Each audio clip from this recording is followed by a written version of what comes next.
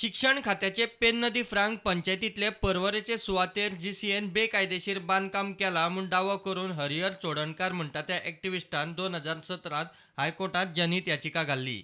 ही जमीन आसा तशी परत करची, थळाव्या लोकांक प्ले ग्राउंडाचो लाव दिवंक जाय अशी ताणें याचना केल्ली.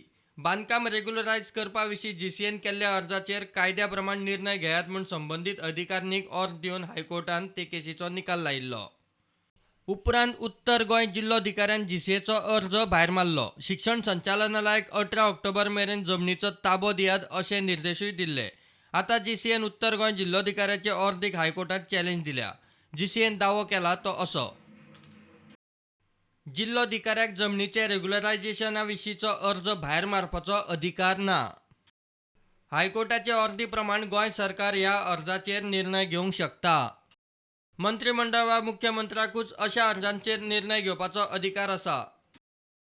हायकोर्टान जीसीएक फुडले अर्दी मेरेन अंतरीम थाकाय वाडोवन दिल्या.